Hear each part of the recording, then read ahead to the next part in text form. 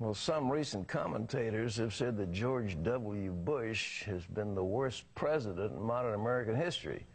But one best-selling author says the title should go to another president, a president whose current blueprint for peace in the Middle East could be disastrous.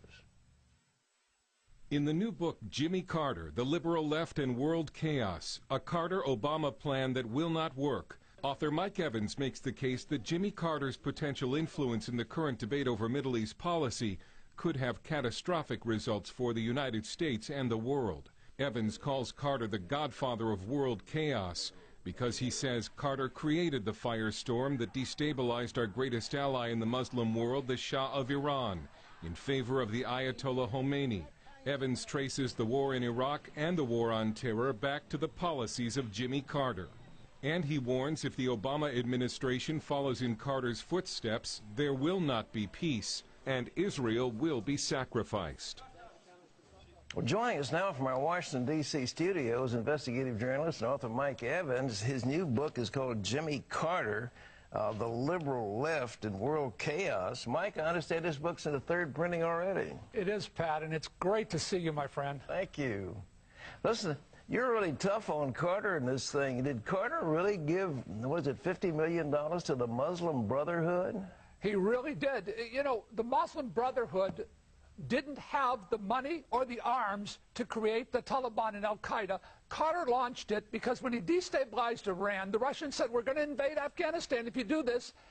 They did. And so he ran to Cairo with Cyrus Vance to fund the Muslim Brotherhood, which Osama ended up on the payroll. But by the way, worse than that path, he funded Khomeini in Paris, checks of $165 million 4 times to Khomeini while he was there 4 months, so Khomeini could get on a plane full of terrorists and journalists and have a radical Islamic revolution. Wait a minute, Mike. You say that Carter gave, through his administration, $165 million 4 times to Khomeini? Yeah, they did. They did it through operatives. I talked to one of the operatives who was carrying the money. He did. He was funding terror. He should be accused of treason, but he won't. Well, Khomeini came in as a great hero, and Carter acted like he didn't have anything to do with it. But you say his fingers were all over the money. Carter believed that Khomeini was a Gandhi-like figure. That's what Andrew Young told him. Carter planned the overthrow of the Shah by George Ball, his advisor. I met with the French, I met with the Israelis, I met with operatives in the United States.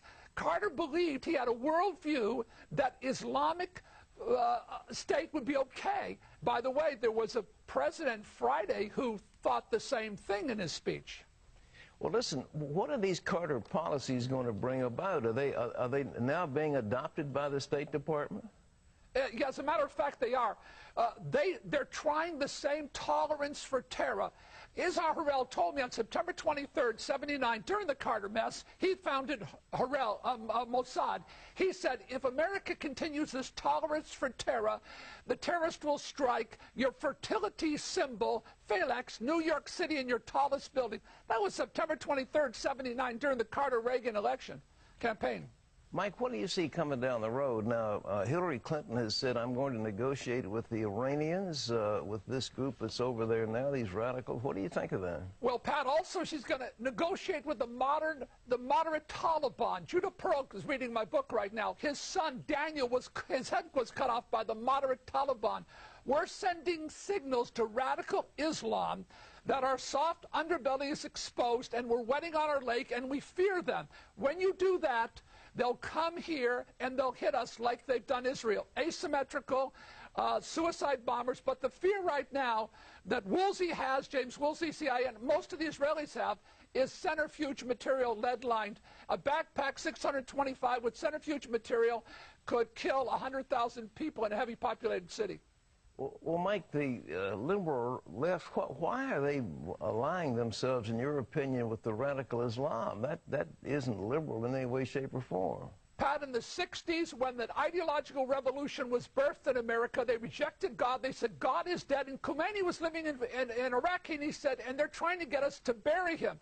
Now, those ideologues of the 60s right now are running the State Department, the media, the universities, and they are also running the White House. قرارداد نفت خود را با کنسورسیوم در سال 1979 یعنی 6 سال دیگر به هیچ وجه تمدید نکنید. Well, in order to go there with the plan, the first thing I have to do is set the scene for the plan. When Jimmy Carter came into office, because he saw the Shah of Iran as a conservative Republican ally, he took the position that this man had to go, that this was a proxy of the United States. Therefore, he did not want a strong Iran, and he looked to a man in France who, by the way, was only there 4 months. That's what intrigued me to write the book, Bill. I looked at Khomeini and I said, how could a refugee go to France in 4 months, accumulate the firepower, the money, and the resources to overthrow a country? I want you to address your comment on Khomeini in Paris, and what are you saying about Jimmy Carter's role and the U.S. government's role in terms of Khomeini coming to power? Khomeini shows up in Paris from Najaf, Iraq, and he's a refugee.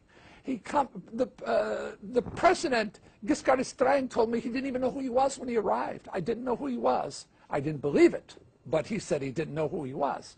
He comes into the country. The first thing we find out is almost 1,000 individuals a day, 1,000 individuals a day are coming out to a chateau west of Paris. We're finding out that terrorists are going through the airport and they're not being stopped, that there's a shuttle service, and the French put in another another show. They usually only do 2 a day and short shows, but they put in another show just to cover Khomeini. Are you saying that the U.S. government was behind supporting Khomeini in Paris? U.S. government was behind supporting Khomeini in Paris, as the French were and as the British were, and it ended up in a summit in Guadeloupe, which confirmed it all. Didn't, though, the revolution in Iran happen first before Khomeini was in Paris, correct? And so what was the role of the U.S. there? There was already sort of a nascent movement there, was there not? Mosques, mullahs, and madrasas. It was a bazaar movement, not bazaar, but the bazaars in Iran. My contacts on the ground, ambassadors I talked to, including Labrani, the Israeli ambassador, said it was run through the mosques. Khomeini was firing the mosques with cassette tapes every week, coming out of Paris, France, and he was coordinating he knew it was, listen, they were sending money into Khomeini. He was getting enormous amounts of money. He had a team of leftists who actually believed that Khomeini was a cleric and he was going to be good for human rights, whereas he thought the Shah was a Republican-loving monarch that needed to be overthrown. He deposed the Shah of Iran. He conspired through a Guadeloupe summit to overthrow the Shah of Iran. The president of France told me he was a bastard of conscience. He showed up in Guadeloupe with the French and the Germans and told us. And next thing you know, the Ayatollah Khomeini comes over from France, takes over, and nothing's been the same in that region. The Shah told his wife, I fear that horror will come upon the world if he does this, because I fear that the Russians will invade Afghanistan and Saddam Hussein will invade us and the radical Islamics will become an epidemic, and they did. This secret study portrays the Shah as a brilliant but dangerous megalomaniac who is likely to pursue his own aims in disregard of U.S. interests. So how could I be your man, your agent? How do you mean? Safeguarding your interests. Well, it says that the Shah is an uncertain ally. His dreams of glory apparently... I know. So you would like me to be your stooge? The Shah of Iran has been talking about linking the price of oil to the price of world commodities. If the commodities go up, so would oil. If the commodities go down, so would oil. The Shah outlined these ideas in an interview with our correspondent, David Burrington. The Shah has no apologies for the high cost of his oil. He'd rather leave it in the ground here than sell it any cheaper. But he's deeply concerned about the growing economic crisis in the industrial countries, and he thinks the price of oil must now be stabilized. His plan is to link it to 20 or 30 basic commodities. This way, a barrel of oil would continue to buy as much for Iran as it does today. But while it might reflect inflation, it wouldn't be a basic cause of inflation. Frank Reynolds. Good evening. Now we know the United States has passed the word to the Shah of Iran. It's time for him to leave his country. This is not being said publicly, but officials here in Washington are confirming it privately. Here's the story from diplomatic correspondent Barry Dunsmore. At the time that the Shah was meeting his new civilian government this past weekend, he was aware that the U.S. had made its decision. It was a subtle decision. It did not constitute a public disavowal of the Shah, nor in any way call for his abdication. The decision was simply to instruct U.S. Ambassador Sullivan that the next time the Shah asked for advice on whether or not to take a vacation, the advice should be, by all means, yes. This was done in the full knowledge that if the Shah leaves, he may never get back. The public signal that the U.S. had decided the Shah must go was actually given last Thursday by State Department spokesman Harding Carter, who indicated for the first time that the basic policy of the U.S. was not the continuation of the Shah's reign. The fundamental concerns of the United States and Iran are for that country's stability, independence, and orderly political and economic evolution. The shift in U.S. policy was dictated by the belief that a civilian government will have no chance unless the Shah leaves.